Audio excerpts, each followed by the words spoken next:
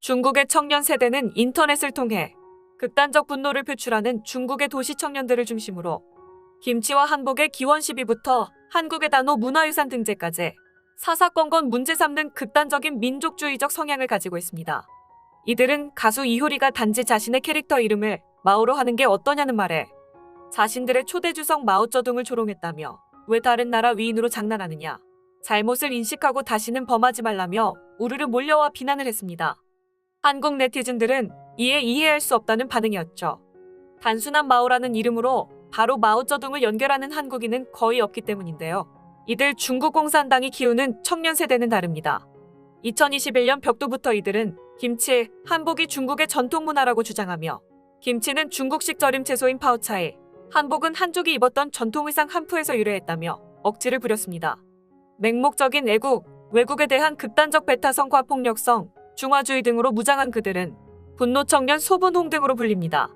공산당과 정부는 이들의 배후에서 특히 한국 문화를 탐내고 오히려 수적인 우세를 무기 삼아 한국을 도둑이라고 여기며 적대감을 노골적으로 표출하고 있죠. 일본은 일명 넷 우익 또는 네토우요는 일본에서 인터넷상 주로 활동하는 제노포비아, 국수주의 성향의 우익 네티즌들이 있습니다. 태평양 전쟁 이후 출생의 세대가 주축을 이루고 주로 주변국인 한국, 북한, 중국에 대해 강한 반감을 가지며 특히 한국에 대한 공격적인 태도는 혐한이라는 단어를 새로운 정치적 키워드로 가진 사람들인데요. 과거 일본 제국 시절의 일본에 대한 찬양과 미화가 특징으로 전통적인 우익과 달리 때에 따라 일부 반미, 반서양 성향을 보입니다. 원래 넷 우익이란 단어는 학자들에 의해 정의된 게 아닌 인터넷상의 일정한 세력을 언론이 정의한 신조어로 온라인 세상에서 중국의 소분홍이나 일본의 넷 우익의 폐해는 심각합니다. 물리적인 영토를 벗어나 인터넷상에서 좌표를 찍고 융단폭격으로 진실을 왜곡하기 쉬워진 세상에 저들이 날조하는 문화 강탈과 거짓 정보는 훗날 심각한 대혼란을 야기시킬 수도 있는데요. 바로 올해 2월 김치의 원산지에 대한 한중 양국 간 논란이 이어지고 있던 때 세계 최대 검색 사이트 구글에는 김치 원산지를 검색하면 결과 화면에 중국이라는 문구와 함께 중국 국기인 오성홍기가 등장해 많은 한국인들의 공분을 산 일이 있었습니다. 이에 대해 미국 한인 차세대 단체 아시안 아메리칸 유스 카운슬 회원들이 구글 측에 단체로 항의 메일을 보냈고 구글은 불과 1시간여 만에 결과를 대한민국으로 바꾸고 오성홍기도 검색 화면에서 사라지도록 조치했다고 합니다. AAYC 측은 미국 내 IP를 가진 이용자들의 항의가 구글 측을 압박하는 데 더욱 효과적이라고 판단해 회원뿐 아니라 지인과 친구들을 동원해 천여 명이 단시간에 동시다발적으로 수정 요청 메일을 보냈는데 단순히 만들어진 똑같은 메시지를 복사해 보내는 것보다 보내는 사람들마다 김치의 유래 역사, 한국에서의 김치의 중요성 등 주요 부분을 달리한 메시지를 보냈다고 합니다. 당시 이메일은 2월 4일 밤 9시에서 10시 사이에 구글에 집중 전송됐고 구글 측은 11시 15분경 검색 결과 내용을 수정했다고 알려졌습니다.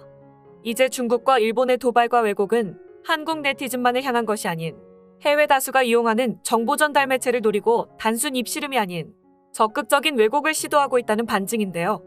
미국 동부 지역을 중심으로 만들어진 청년단체 재미차세대협의회는 2017년 고등학생 브라이언 전 대표가 같은 학생들을 모아 결성한 단체입니다. AAYC는 구글의 단체 항해 메일을 보내 김치 원산지 검색 결과를 한국어로 수정한 것뿐 아니라 미국 소도시에서 해외 최초 한복의 날을 제정해 내기도 했는데요. 올해 9월 대학 신입생이 되며 말 그대로 MZ세대 한인들로 성장했습니다. 그리고 세계 금융의 중심가인 미국 뉴욕 월스트리트, 돌진하는 황소상 앞에 광복 76주년을 맞아 태극기 개양식 이벤트를 진행했습니다. 단체장 브라이언 전은 돌진하는 황소상이 위치한 뉴욕 맨해튼의 볼링 그린파크는 미국이 1783년 영국으로부터 독립한 뒤 뉴욕에서 마지막 영국 국기를 내리고 별이 13개 그려진 최초의 미국 국기를 개양한 곳이었는데요. 독립을 기념할 수 있는 상징적인 장소인 곳에 한국 독립을 기념하는 광복절에 태극기를 내걸고 싶었다고 말했는데요. 보통 한인 청년단체라고 소개되는 영문 단체명을 코리안이 아닌 아시안 아메리칸으로 표기한 데의 중일과 다른 스케일의 면모를 보였습니다.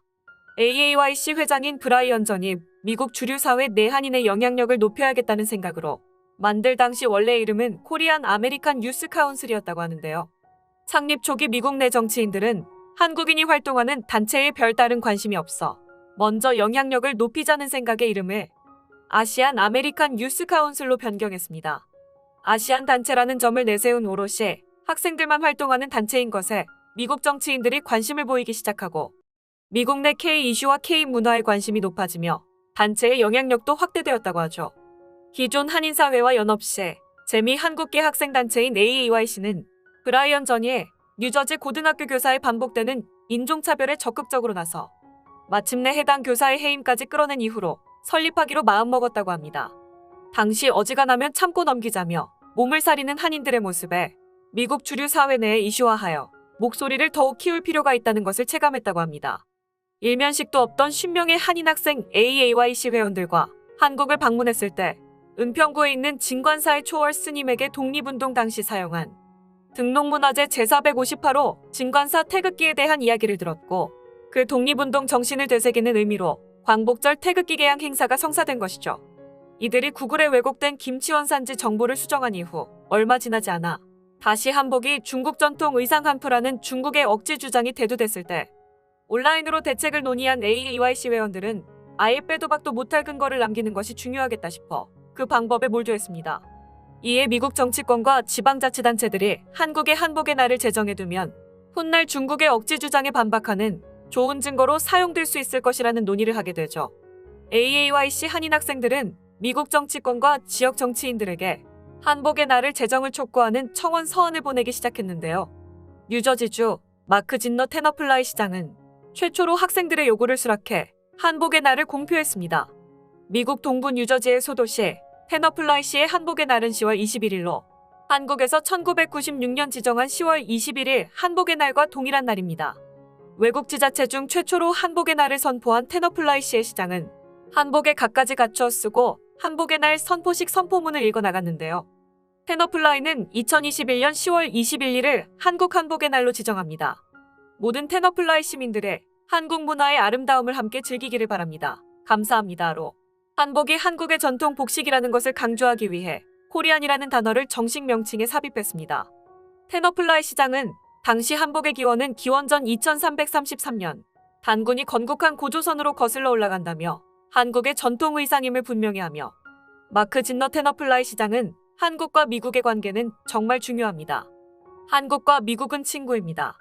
얼마나 중요한지 별도로 설명할 필요가 없을 정도입니다. 서로에 대한 믿음이 있기 때문에 소중한 관계입니다라며 한인 사회의 영향력과 한미 관계의 중요성 때문에 학생들의 요청을 수락했다고 설명했죠. 이처럼 AAYC 학생들의 대견한 움직임이 성공한 것은 그들의 모국, 대한민국이 든든하게 뒤를 받쳐주고 있기에 더욱 가능했던 것인데요. 이에 그치지 않고 지난 8월 미국에서 한민족의 전통 의상인 한복을 기념하는 한복의 날을 제정한 두 번째 도시가 탄생했습니다. 청소년 단체 재미차세대협의회 AAYC는 이후로도 뉴저지주 클로스터가 매년 10월 21일을 한복의 날로 기념하기로 했다고 알려온 것이죠.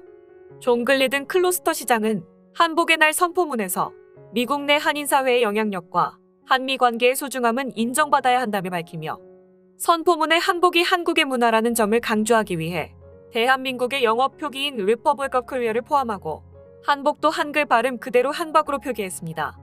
해외에서 한복의 날을 선포한 것은 지난 4월 뉴저지주 테너플라이에 이어 클로스터가 두 번째로 AAYC는 미국 내 영향력을 점점 더 확대해 나가고 있습니다.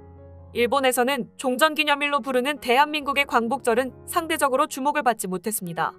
한국인에게 공기와도 같이 익숙한 문화 콘텐츠를 겁도 없이 탐내며 소유권을 주장하는 중국, 피해자 코스프레로 일관하며 선수치고 역사 왜곡으로 미리 주도권을 잡아놓은 일본에 후발주자로 나선 한국 학생들은 온라인에서 직접적인 활동에 나서기 시작해 급속도로 부상하고 있습니다. 브라이언 전은 무작정 한국을 알리겠다며 미국 정치인들을 찾아가 설득했다기보다는 자신들이 가진 영향력을 활용했다고 말하는데요. 올해 11월 선거를 앞두고 정치인으로부터 지지선언 요청이 쇄도해 주지사와 주 상원의원 선거만 선별하여 돕는 상태로 놀랍게도 이들의 영향력은 막강합니다. AAYC는 미국 정치인들을 돕고 자신들 역시 한국을 알리거나 잘못된 사실을 바로잡을 수 있는 행사나 활동에 미국 정치인이 협조할 것을 요청하며 입김을 키웠는데요. 중국, 일본 청년들과 달리 과연 뛰는 놈이 나는 AAYC의 행보를 보니 결과 그릇 자체가 달라뿌듯합니다. 멋진 청소년에서 이제 성인으로 대표적인 한인의 모습으로 대두돼 아시안 아메리칸 유스 카운슬 기억하겠습니다. 끝까지 영상을 시청해주셔서 감사합니다. 구독과 좋아요는 영상 제작에 큰 힘이 됩니다.